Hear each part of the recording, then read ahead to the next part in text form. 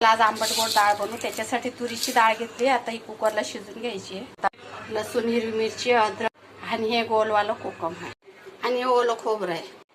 ओलं खोबरं, कोकम, गूळ, टमाटे, मसाले, अद्रक, लसूण, मिरची आणि कढीपत्ता.